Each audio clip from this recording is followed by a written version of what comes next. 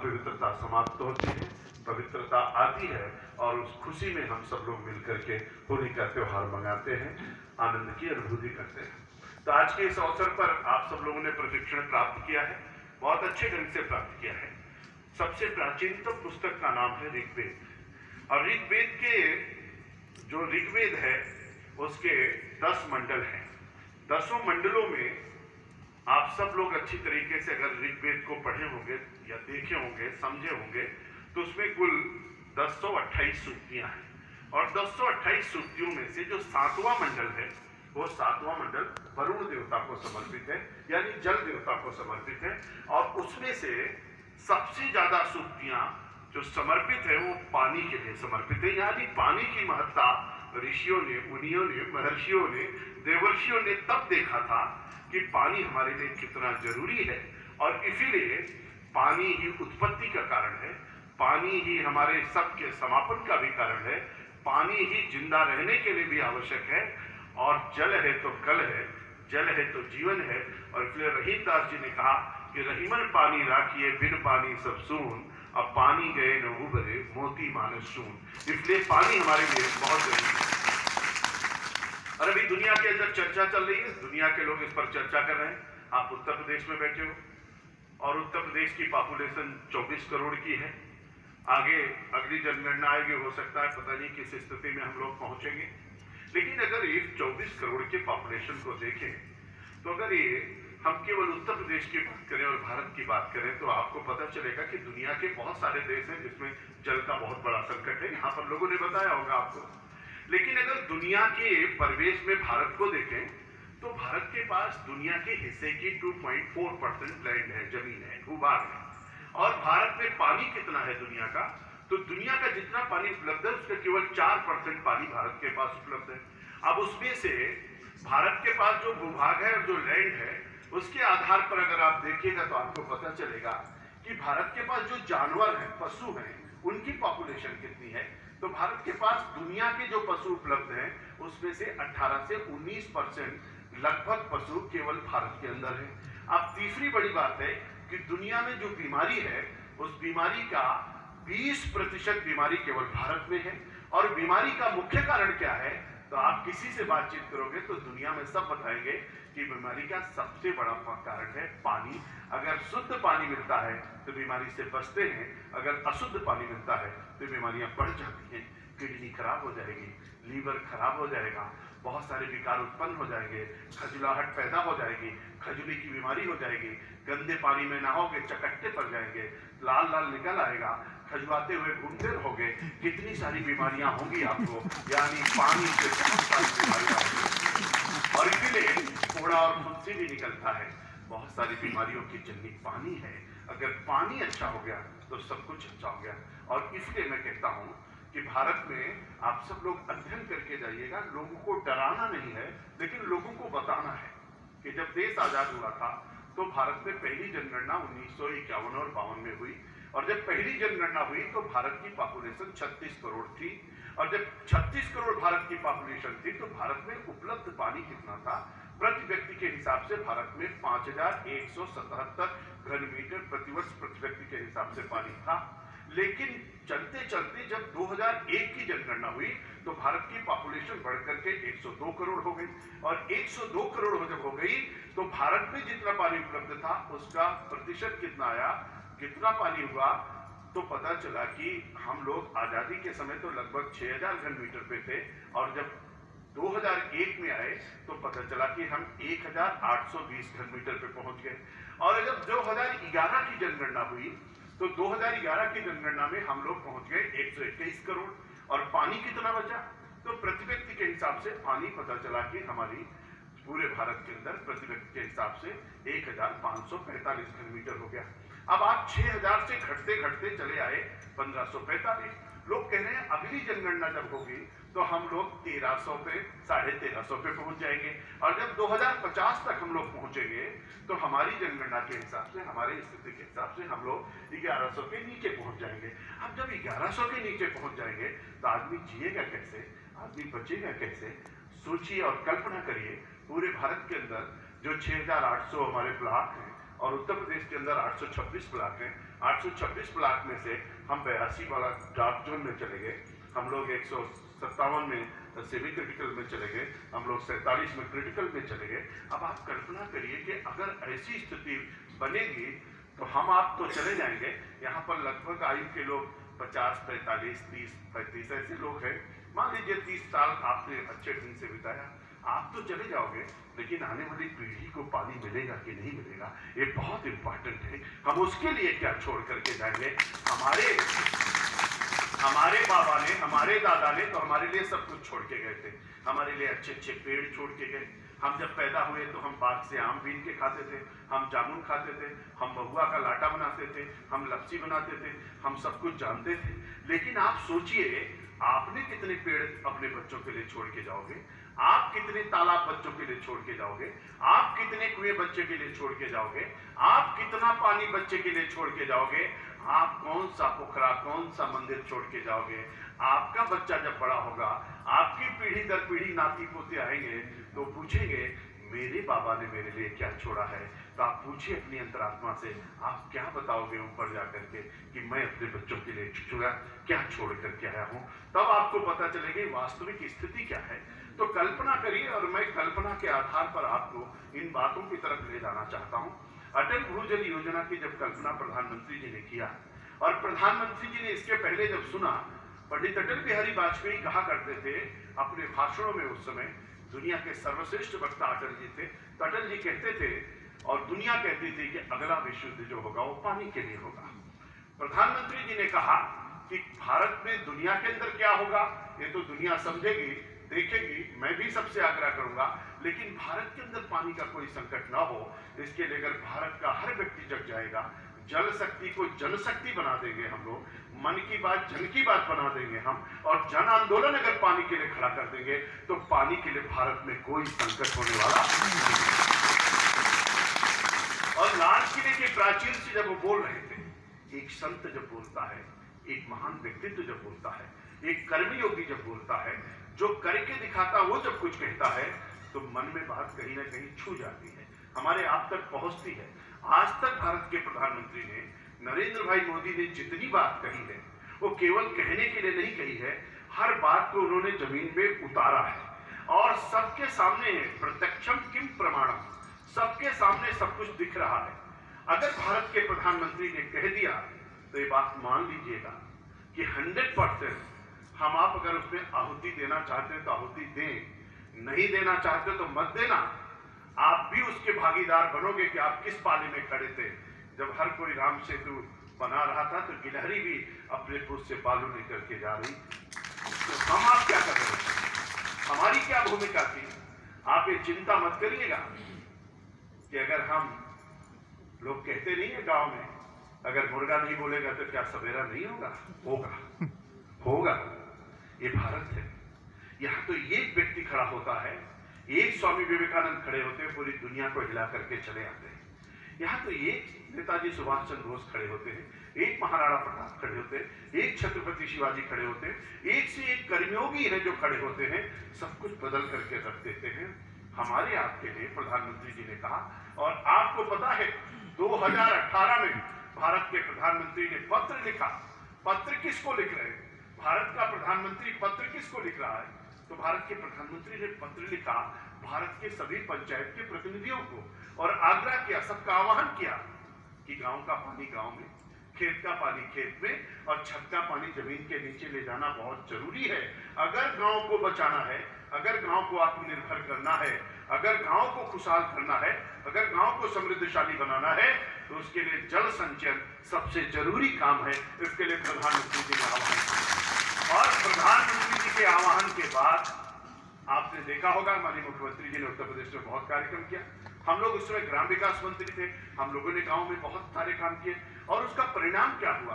धीरे धीरे काम करते हुए ये आज जो 82 ब्लॉक डार्क जोन में चले गए, इसके पहले 113 ब्लॉक उत्तर प्रदेश में डार्क जोन में थे, आज वो 82 पर आया है।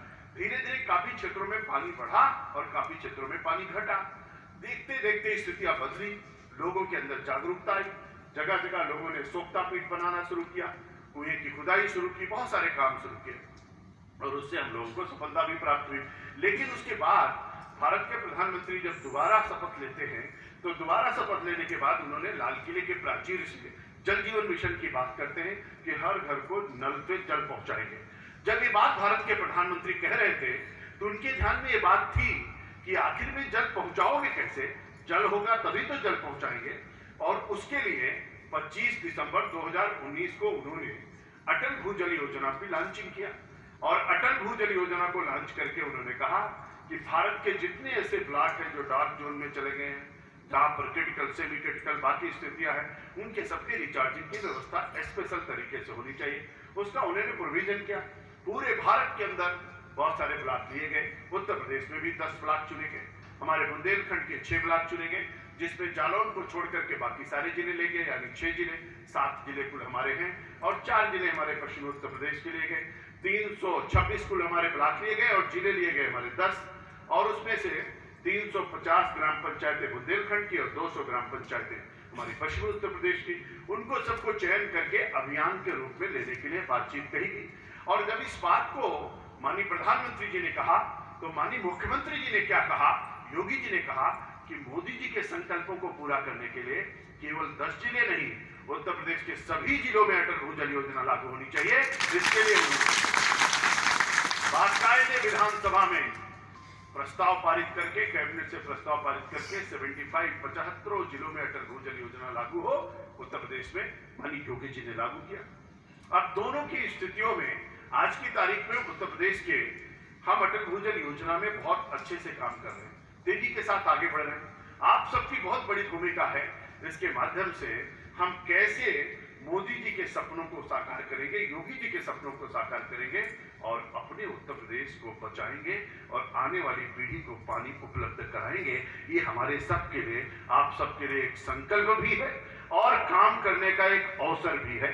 इन दोनों दृष्टियों से हम सब लोग आज यहाँ पर 3 दिन के प्रशिक्षण के बाद बैठे।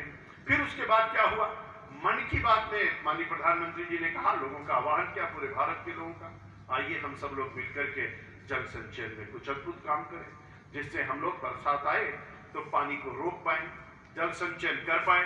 इसके बाद क्या कहा प्रधानमंत्री जी ने, अभी विश्व जल दिवस के अवसर पर राष्ट्र को संबोधित किया, कैच द रेन, जब गिरे जहां गिरे वहीं पकड़ लो, एक बूंद भी पानी को खराब मत होने दो। और क्यों कहा, आप कल्पना करिए कि भारत के अंदर कुल लगभग 4000 बिलियन क्यूबिक मीटर पानी का बरसात होती है। अब 4000 बरसात तो हो रही है, लेकिन हम रिचार्ज कितना कर पा रहे हैं, तो मुश्किल से 500, 400, 500 क्यूबिक मिलियन मीटर कर पा रहे हैं। आप बताइए, आप कल्पना करिए, बिलियन क्यूबिक मीटर जो हम रिचार्ज कर पा रहे हैं, खर्च कितना कर रहे हैं, तो प्रतिवर्ष हम लगभग 750 खर्च कर रहे हैं और रिचार्ज कितना कर रहे हैं, 400 से 500। डिफिसिट कितनी आ रही, 250 से 300। अब आप सोचिए कि हर साल अगर इतना हम लोगों को घाटा लग रहा है तो हम कैसे बचेंगे, कैसे बचेगी हमारी मां और कैसे बचेगी हमारी पीढ़ी। इन दृश्यों को ध्यान में रख करके आदरणीय प्रधानमंत्री जी ने कहा 100 दिन का विशेष अभियान हम लोग चलाएंगे और गांव-गांव के तालाबों को ठीक कराएंगे, जल समितियां बनाएंगे, लोगों को जन आंदोलन करेंगे, लोगों की सहभागिता, लोगों को जोड़ेंगे, अपने हर खेत के लिए मेड़बंदी करेंगे, मेड़बंदी पर पेड़बंदी करेंगे, मेड़ पर पेड़ लगाएंगे और गांव के पानी को गांव में रोकेंगे। जो तालाब के इंक्रोचमेंट करके लोगों ने तालाब में पानी आने से मना कर दिया, उसको सफाई करा करके तालाब में लाएंगे, तालाब को भी भरेंगे और जो कुएं हमारे बंद हो गए हैं उन कुओं को हम लोग सफाई करेंगे, सबके साथ मिल करके उन कुओं को जिंदा करेंगे, उसका पाताल से कनेक्शन करेंगे, मुसरा फूटेगा, पानी बरसेगा, सीधे रिचार्जिंग होगी। कुआं तो हमारा सीधे रिचार्ज करता है, तालाब सीधे रिचार्ज करता है। और इन सब दृष्टियों से प्रधानमंत्री जी ने कहा नदियों का जीर्णोद्धार करेंगे, वृक्षारोपण करेंगे।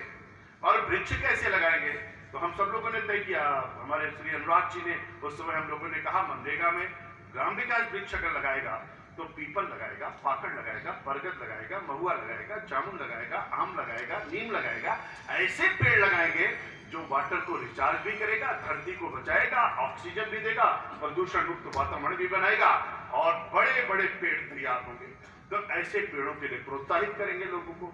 और तालाबों के लिए क्या करेंगे, तालाबों को हम लोगों ने सबने कहा, आप सबसे भी मैं यात्रा करना चाहता हूं, बहुत बड़े बड़े लोग हैं जिनके पास इतना पैसा है कि खर्च करने की जगह नहीं है, वो पैसा फेंकते हैं, उनके पास रखने की जगह नहीं है। अगर मैं इसमें गलत नहीं बोल रहा हूं, बहुत लोग ऐसे हैं।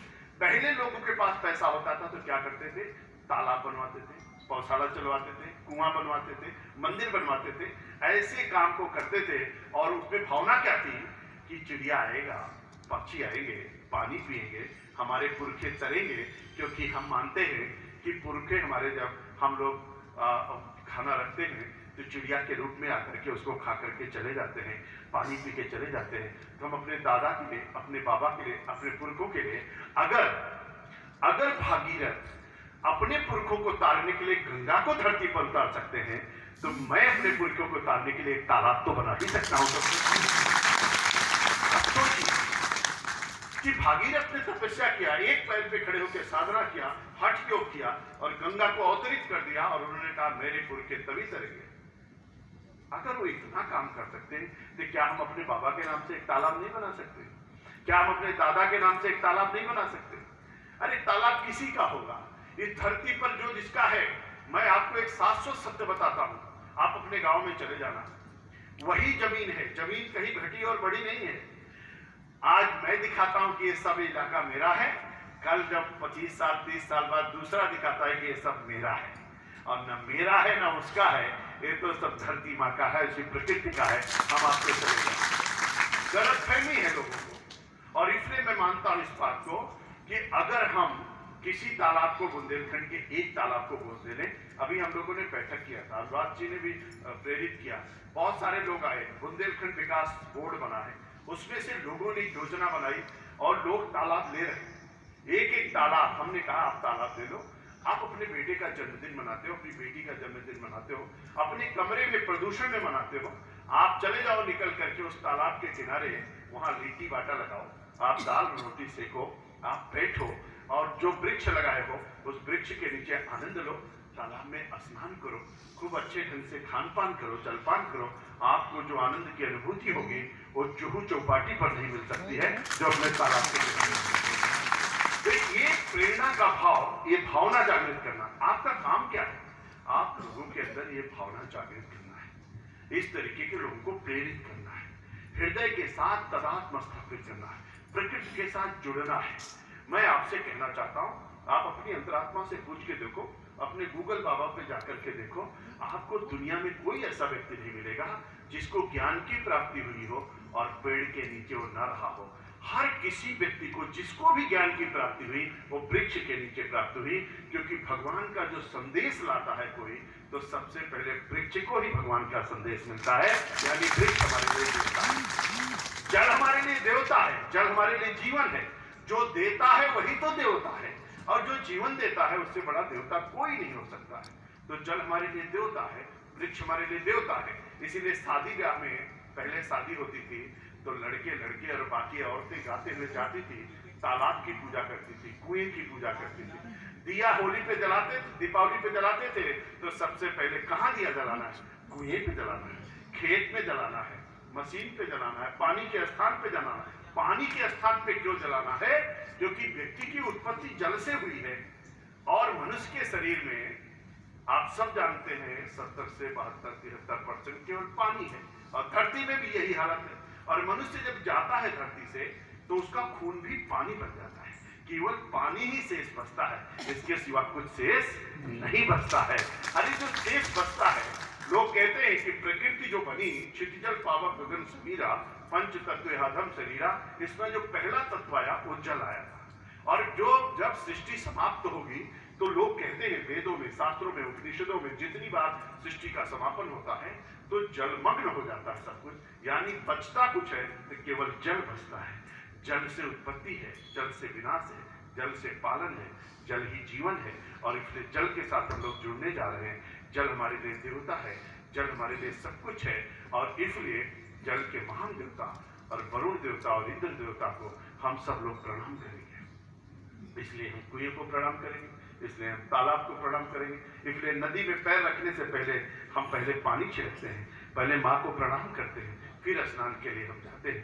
गंगा मैया को, जमुना मैया को गंदा मत करना, नदी में कोई चीज डालना मत, भूल करके भी। आप अगर चलते चलते ऐसे कागज फेंक दिए नदी में, आप निश्चित बात करके चलिए वो आपको भुगतान करना पड़ेगा किसी न किसी रूप में। और इसलिए लोगों के बैकबोन में पेन हो रही है, लोगों के स्पॉन्डिलाइटिस हो रहा है, लोगों की आंखों की रोशनी गायब हो रही है, लोगों की किडनी की बीमारी हो रही है, लोग बुखार से पीड़ित हैं, लोगों का लीवर काम नहीं कर रहा, ठीक से खाना नहीं हजम हो रहा। क्यों?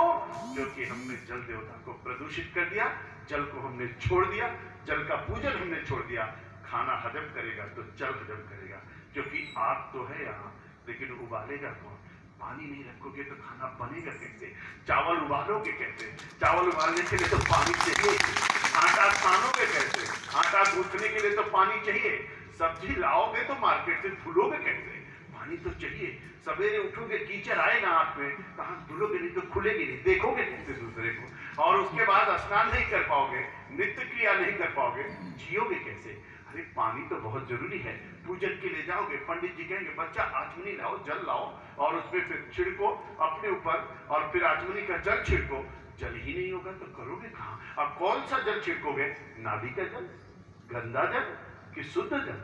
अगर शुद्ध जल की जरूरत है और जल नीचे चला जाएगा, आर्सेनिक बढ़ जाएगा, फ्लोराइड आ जाएगा, खारा पानी हो जाएगा, हम बचाएंगे कैसे धरती को? वैसे भी लोग कहते हैं जितना जल उपलब्ध है उसका 97% जल ऐसा है जो हमारे उपयोग के लायक नहीं है। केवल 3%, 3.5% जल ही उपयोग लायक है। उसमें से पीने लायक कितना है? तो 1 से 1.5% ही पानी पीने लायक है। अब आप कल्पना करो कि कैसे बचाओगे। और इसलिए बहुत जरूरी है, आप सब लोगों से मेरा अनुरोध है, मेरा निवेदन है, पैसा कमाना, काम करना जीवन के लिए भी जरूरी है, क्योंकि अगर पेट नहीं भरेगा तो काम कैसे करोगे? जीवन के लिए यात्रा करना, युद्ध लड़ना है, युद्ध के मैदान में जाना है, तो हमको आपको वो भी जरूरी है। लेकिन वृत्तिम यत्तेन संरक्षित, वृत्ति में आती चार क्षीणो वृत्तता क्षीणो वृत्तस्तो अतो होता, भारत की संस्कृति है। हम लोग कहते हैं जियो और जीनो दो। हम लोग कहते हैं मनुष्य वही है जो मनुष्य के लिए मरे, करे नहीं। मनुष्य वही है जो मनुष्य के लिए मरे। और आप देख लेना, और मैं जितने लोग बैठे सबसे कहना चाहता हूं, एक बार इस पवित्र मन से इस काम को पूरा करके आना, आपका तेज बढ़ जाएगा, आपके परिवार की यश कीर्ति बढ़ जाएगी, आपका बेटा बेटी जहां कहीं होंगे वो सब आगे बढ़ जाएंगे। एक बार पवित्रता से इस काम में लग करके पूरा करना, आप देखिएगा आपके जीवन में इतना अभूतपूर्व परिवर्तन आएगा जिसकी कल्पना आप नहीं कर सकते हो, क्योंकि जल से बड़ा कोई देवता दूसरा नहीं है जो सब कुछ। इसलिए हम सब लोग मिलकर के इस भाव के साथ जाएंगे। आपने बहुत कुछ सीखा होगा। मैं टेक्निकल आदमी नहीं हूं, मुझको आता नहीं, मैं तो सामान्य व्यक्ति हूं, लेकिन जो बचपन से देखा है, जो बाबा ने बताया, जो दादा ने सुनाया है, जो पढ़ा है, जो लिखा है, जो देख रहा हूं, जो समझ पा रहा हूं, उस आधार पे मैं आपसे संवाद कर रहा हूं। इसलिए पूरी मानवता से, अपनी नैतिकता से, अपने सदाचार से, अपने व्यवहार से, अपने आचरण से, अपनी वाणी से अपने को जल को समर्पित कर देना है, और जल को समर्पित करके उनसे आग्रह करना है।